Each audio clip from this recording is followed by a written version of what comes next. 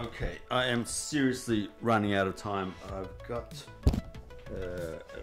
almost 1:05 on the new digital clock on the 19th of November 2024, Tuesday PM, which is accurate. What's happening now is I want to do the Quick and Dirty Tuesday video now because I don't want to get out of the habit of doing the Quick and Dirty Tuesday before I start work. Literally quick and dirty because I've got minutes left before I've got to get ready to go, you know, to Signub. Those who know. What I wanted to do quickly was talk about, man, look at that. This clock literally has been with me 23 years. I bought this clock and put it on the wall. There are many videos where you will see me pointing up there to where it used to be on the wall between those two photos that I took, because I am a photographer as well. I took this on a fixed lens throwaway, what are they called? Disposable film camera. I literally remember doing that. I was on the Sydney to Wollongong ride in the 80s, maybe the mid-90s. And pulled over because I was out of breath, near not Bald, coming into, what's that place called? Anyway, it's along the Pacific Highway. No, the Great Ocean Road going towards Stanwell Tops up there. Man, oh man, I remember that day. It was like September-ish, October-ish, and that was just on raining. It was such a windy day. I pulled over off the bike and saw the view and just thought, what? And then got the camera out and just went snap, got it back on the bike, didn't even give it two thoughts and just rode on. And then when I saw it, I thought, oh my God. It's mainly the composition that I love, that is really out of focus. But the composition, the memories, the ocean, the mountains, the clouds, I just love that so much. This one was actually on a 35mm Hanimex camera, which I got for my birthday. Behind, I got to frame this better. Behind those objects is my sister and my brother when they're like 15 and maybe 18, 19. And that day was on Broadbeach on the east coast of New South Wales. And the wind was whipping up so fast that the sand was like sandpaper, like a sandblaster hitting you on the ankles with the sand going over the top of the compacted sand. Again, windy, overcast, ocean on one side, then kind of sand dunes on the others. The memories. I can still smell the sea in the air with that photo. Just fantastic. So the photos and time, you know. Anyway, that is where the clock used to sit, between those two photos, which have really cool memories for me. And what I've noticed with videos and especially with YouTube is it's like a time capsule, like a time machine. You can go through anyone's YouTube channel and go back in time and see what they looked like, what they sounded like, what they did, what they were speaking about, their experiences, their passions, their loves, their heartbreaks, their annoyances, their humor, everything. And I love that. I love that so much. That's what inspires me about YouTube. I love YouTube videos because I get to see inside other people's lives where you don't normally get to see. I can't invite all of you here in the shack. There's 94 of us now. Woohoo! We're growing bit by bit. But it's an organic, slow growth, which is what I want. And this is so cool because I couldn't fit. 94 of us could not fit in here. I think the most I got in here was like 20 people when I had a Halo LAN party with 2 Xboxes and 4 controllers on each, which is 8 people playing at once on a LAN party. It was so much fun. We had one projector projecting on this window screen thing behind me here, and then we had another projector. I just want to fix this so we can see a bit better over there, I hope. Is that going the right way? There it is. And then the other projector was over there on that blank piece of wall where the light is over there. And there was like maybe 20 guys, and we had a barbecue out the back. And it was so noisy and so compacted and so great. It's one of the best memories I've got burnt into my memory banks. Playing with the guys, doing our thing. So good. So that clock was there. The clock was there. This clock here, it was there at that time as well. So this clock has got a history So this was made probably a year or two before that time. I don't have a date. I've got a reference number. And what's that? Oh, it's made in Thailand. So it's a Thailand Seiko licensed clock, I dare say. It's been accurate. It keeps time well, and it works well, and it looks good, and I love it. And it's got memories. But I love this. I love this clock even more. That thing there, that just has. I've always wanted a flip calendar clock with. Ideally, I wanted the flip numbers for the time, but analog clock in the left bottom corner is still okay. The main thing is to get the day, the date, the month, and the year on the one thing with the time, so we get a capture of the specific, down to the second time that we're talking about anything really. So for me, these videos are literally like a time machine. I can go backwards and forwards in time as I like.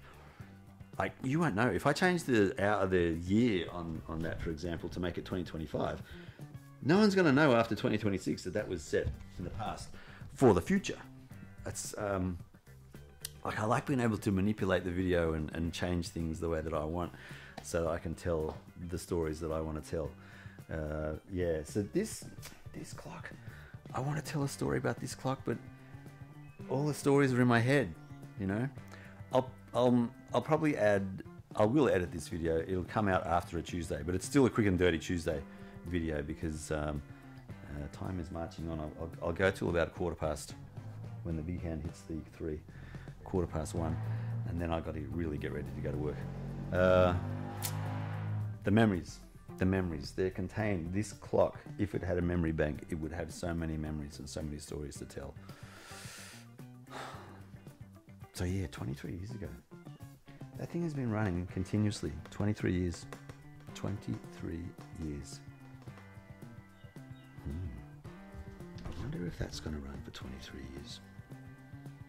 It's got a lot more moving parts. Apparently the batteries are good for 1 year, so come this time next year I'll change the batteries again. It's my daughter's birthday, Poppy. She's now 20. She was born on the 19th of November 2024. Why is it? Yeah, 2004. I get mixed up with Imogen and Poppy. Imogen's born 2001. Poppy's born 2004. Yeah. Crazy times, crazy times. So yeah, 20 years, 23 years. It's gone so fast. I know it's 23 years because Imogen, who was 23, was in her 0 to 1 stage of life when the shack was built. Is that right? 2020? Man, maybe it's older. Oh, it's older. Oh goodness, it's older. It is. Did I say 23 years?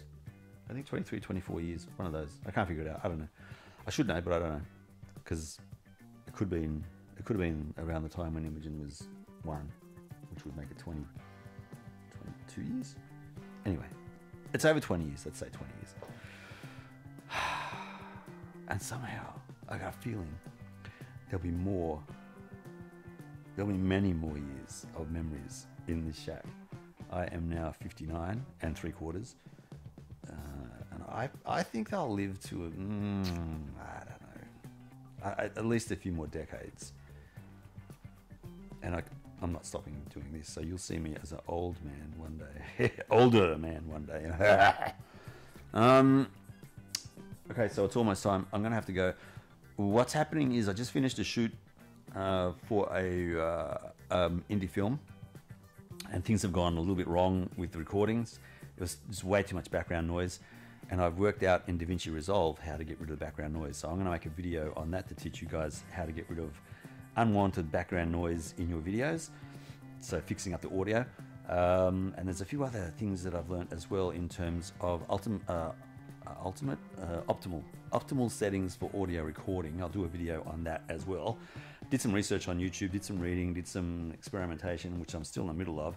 So once I finish my experimentations, I will share the results with you all and give you some really good tips on how to get really good audio in suboptimal conditions, where we generally have no control over sound, what's going on in the background around us, but we can make it easier for ourselves to fix up the audio later, which is what we'll do. Oh, and the other thing is I'm going to buy air tags, and I'm going to buy and put air tags into each single box so that if it gets misplaced, stolen, or lost, I'll be able to find it again. Hopefully, if someone's got an iPhone walking past and recognizes it. What else is there? Oh yeah, let's grab this camera. I want to show you this lens I got. I got it off the internet. Hey Alfie.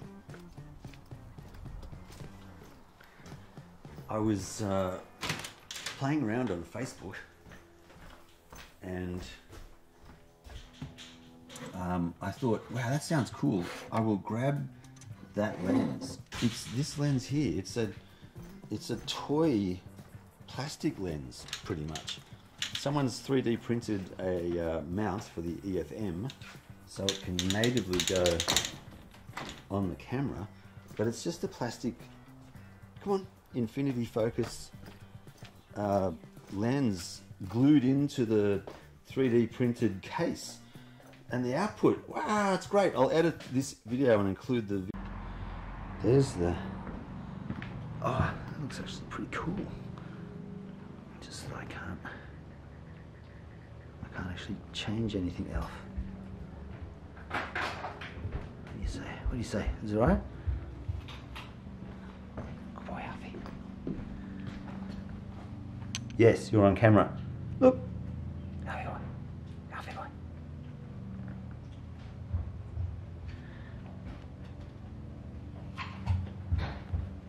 Video and photo that I took of this, and I've got to say I'm actually really impressed with it. So yeah, we're going to use that more. What else is there? I've got to put that garbage out with the clock box came in, so I can get rid of that. Shut down the computers. Let's shut all that down. Let's say goodbye. I will catch you in the next one. In fact, I'll catch you after. I'm going to edit this, and I'll say something else in that. So this is past Andrew. There'll be a future Andrew also in the past when we watch this, but it's going to be like, this is past Andrew, then there'll be past Andrew, and there is no future Andrew, because this will be viewed in the past.